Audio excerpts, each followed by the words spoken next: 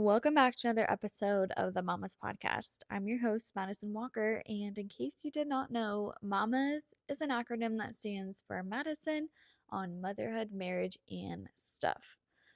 Last episode, if you haven't watched that yet, my husband was on the podcast. That was fun. That was a lot. I thought it would be a lot easier to film having somebody like talk and sitting and like talking to me instead of talking to a camera, but it definitely had its challenges, but also because we had our baby and our baby had a lot to say and a lot of emotions and was quite loud. So it took a while to get it filmed. But we got it done. It was fun. Thanks for being on the pod, husband. But this episode, we are going to talk about how my husband's firsts were not my firsts, specifically about pregnancy and having a baby, and just kind of talking a little bit more about our story, our pregnancy story. And I guess my real point of this podcast is I've heard and saw some other creators, another creator who is pretty much in the same situation that I am in and was in. She's got a stepson who's pretty young. She's currently engaged and they had a baby a couple months ago. And it was sometime after she had her son that there was a post or something she had said about how it is a lot of difficult and a lot of emotions around having a baby with somebody who already has a baby, but she can't talk about it or she won't talk about it, or something to even, I don't know if I remember correctly, something about like she's tried talking about it with her fiance, but like it wasn't the best conversation or, taken the best. So she just stops talking about it. And I hated that for her because in being in that situation too, I definitely understand and relate to the emotions that come with that. Navigating going from being a stepmom to a bio mom or step parent to a bio parent, but then also navigating the fact that your spouse has already gone through that. And for me, well, I think why some people think, well, you knew this coming into the relationship, like you knew they had a child before. Right. And for me specifically, like I was dating my husband, and it wasn't until a while later that I was like, man, I really like this guy. He could definitely be my husband. That it just hit me that he's already experienced that. I just hadn't stopped and really thought about it. And I think by the time you get old enough to pursue and want to be married to somebody, it's not uncommon for them to like have their first kiss already, or you're not obviously their first girlfriend. And it is what it is because you both have a past, you both have things and whatever, but uh not but I hadn't ever thought that my husband would have a kid with somebody else. And as any and every little girl do, like I've dreamt of my marriage since I was little, my wedding day, and I've always wanted to be a mom. I've loved pregnancy, babies. That's why I went to school for it. I work in it. Anything that I learn about pregnancy and development, nutrition, all that kind of jazz, it sticks with me because I love it so much. So I'll have all these random facts about pregnancy and birth and this kind of stuff because I just am obsessed with it. But I hadn't paused and thought about the fact that my husband had experienced that with somebody else before, and it almost was a deal breaker for me. And so I vividly remember calling my mom to talk to her about it because at this point our relationship had gotten through the hard rock that we hit and could have definitely, probably should have ended us. But, we chose to work through it and to let it better us, not break us. And I'm like, well, that didn't end us, but this might because I had never thought about it. And I don't know if I can get over this. I don't know how I'm going to navigate this. And my mom told me something that helped and gave me a breath of fresh air to be like, okay, it's going to be all right if we get to that point. But she said, if he's meant to be your husband and you guys get married to the point of having a kid, it's going to be so different. He's going to love you. It's going to be a completely different kind of love. He's going to be with you. And the whole situation, the whole experience is going to be different. And that was enough to give me the breath of fresh air that I needed. Like, this isn't, a today problem, obviously, and it'll be different. It's going to be something that might be tricky and difficult to navigate, but we can overcome that. Whew. Well, fast forward, right? We got engaged. Fast forward like 5 years, basically. We got engaged. About a month later, we found out we were pregnant. Whoopsie. Definitely not in our plans. At that point, we had our wedding date set, and it was supposed to be in September. Found out our due date was in September. So we moved our wedding date. We moved it up because I was not going to be 9 months pregnant walking down the aisle, or freshly postpartum, or going into labor at the wedding. All those were not options. Also, a honeymoon. I really wanted us to take a honeymoon to prioritize just having that time for us. And I did not want to have a newborn or leave our newborn. So we moved the wedding, moved it up. So I was starting to plan a wedding in 5 months.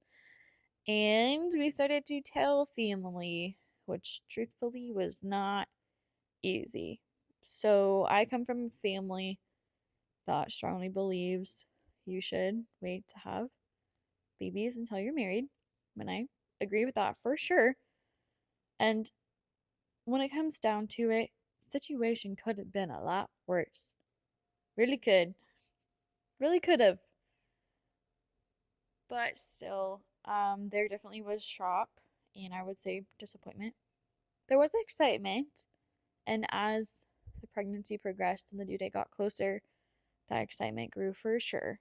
But initially, it was not what I had dreamt of, because I had dreamt of my pregnancy announcement, especially the first, to be super happy and exciting and tears and people jumping up and down and just a very heartwarming, overwhelming experience that you typically see, right, with all these videos, people announcing their pregnancies to family and stuff. And for my husband's side, yeah, I mean, we had excitement, we had support, but it wasn't, like I said, it wasn't what I had dreamed of it being. And I got accused that I purposely got pregnant to trap him. It's a different story for a different day. But truth be told, not that it really matters because I don't have to explain this to anybody, but I'm going to. I gave him like a clean exit. Like, I gave him a way out. It was a couple months in, we hadn't gotten married yet. And I was like, look, I'll give you an out. Like, this is your get out of free jail free card, right? I was like, you can have this place, so you have somewhere for you and your son to live. I'll help you pay for it, no worries. If that's what you need, I'll pack up, probably go move in with my parents for a bit. I'm not gonna make you pay child support. I'm not gonna do anything of that sort. Like, clean cut. You can just focus on the oldest child, figure out life. I'll take the baby and we'll figure out life, and that'll be that. He didn't want that. It's not what he wanted. But I did. I gave him a way out because things were really ridiculous and hard and not the best during that time, to put that simply. In fact, the matter, I was like, look, it's probably not going to get any easier. So, anyway, it was hard. That's long story short. Obviously, getting pregnant was not on my agenda at that time. I was planning a wedding. I was getting in the best shape of my life. I was getting abs. I had never been so strong and getting so toned. I was feeling so good about myself. So good. I thought I was pregnant. That's usually how it happens, right? I feel like I hear that often. So anyway, moving on with the story. Prior to all of that, like, even like possibly being like anything like that, like just previously in our relationship, kids, all that stuff, jazz has passed. We've talked about it, and I knew that there was a lot of not so good emotions and memories that he had associated with pregnancy. And he had told me that if and when the time came, this was, a while before, but I had remembered it. If and when the time came that we could possibly be pregnant, he didn't want me to do like the cute surprise where, usually the girl finds out and the guy usually doesn't even know she's taking a test, kind of a thing, and then you set up something cute and surprise him. He did not want that. He wanted to know that it could be a possibility. He wanted to know if I was taking a test. He wanted to be a part of it. Like, he just needed a sense of control and awareness in that area, needed some healing around it. So when that time came, yep, like he knew. I was like, I don't know. He was with me when I took the test. He was the first one to look. He was part of that whole situation. But I wanted to help heal and give positive memories and emotions and experiences for him. Like, I so desperately wanted to do that for him. And the fact that our first pregnancy was unexpected and not quote unquote the best timing, I was really, really sad about it. I was super sad that I put a lot of that on myself, even though I know it's not all my fault, but I just so desperately wanted things to be positive and happy and to help heal some of those areas that he needed. And the way that it happened when it happened wasn't doing that. And so I hated the fact that he's, the two kids that he had and those two experiences were not super exciting and like super supportive, and just like I longed for that. And so knowing that this was like two times now that he really didn't have that broke my heart. I hated that for him. Um, but yeah, so like when we took the test, like he actually was the first one to look at it. And looking back now, it was kind of funny because we were in such shock. I mean, there's so many things that go through your head and so many emotions finding out you're expecting a baby, but we were kind of like gaslighting ourselves that there wasn't a line when there clearly was a line. And like the first test that I took was expired or something. So I'm like, well, I'm like Googling, can an expired test have a false positive? And everything that I'm reading is like saying you are most likely, like you would get a false negative before you get a false positive. Like a positive is a positive. And I'm still like, yeah, but no, like, no. So looking back now, it's pretty funny, but there was a lot of emotion there for sure. And so with then the fact of learning, okay, like we got a lot of conversations to have and a lot of decisions to make. Move the wedding up, telling our family, and just how we're going to move forward with this, because there was a lot of like emotions and feelings and fears and unknowns and uncertainties, all these kinds of things that for me, and navigating that now with him. Like, and this is where I think other people who are in similar situations start to not feel valid and don't know how to talk about it, or maybe their partners aren't as supportive and open about it. And I hate that for you. So this is, I guess, a real big reason for this podcast, is because like I needed and wanted this situation to be as separated and different as possible. With all the respect of his past and thankful that it brought my bonus baby into the world. He's a part of our life. All of that. I think that respect and that thankfulness and that love, all that can be held and valid while also wanting things to be separate and being different. And so we had to have a lot of talks on what that looks like for us and how we're going to navigate that and how we can help support each other in that. A lot of conversation here and a lot of voicing, like, hey, I don't really like that. Can we not do that again? Or this is what I need here moving forward. Even going into labor and delivery, I was like, listen, I need you to have an open mind. I need you to kind of put everything in the past, because this is going to be so different. It's going to be different.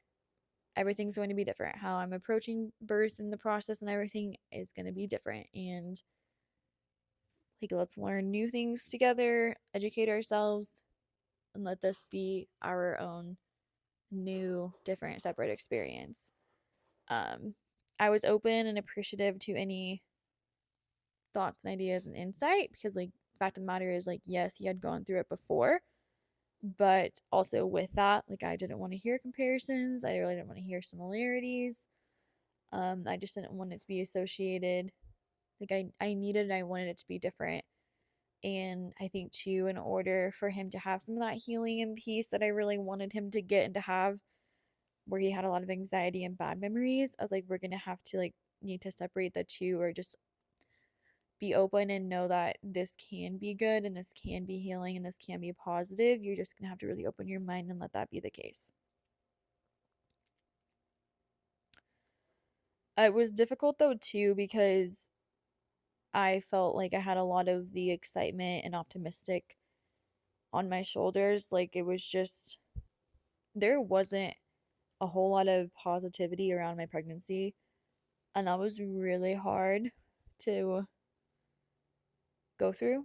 And I've definitely heard people say like pregnancy is lonely, and I really didn't understand that until I was living it. But, I don't have family close, so it was just me a lot of the times, and it's nothing on our friends, but none of them are in this area of life. Like nobody else is pregnant, none of that kind of jazz. So it just was different fast, and how we used to hang out with friends and things that we used to do maybe wasn't as easy, or not as like I can't go out and drink, or like I didn't want to go out and dance, or I'm tired and I'm sore and I'm sick, like I just want to be home.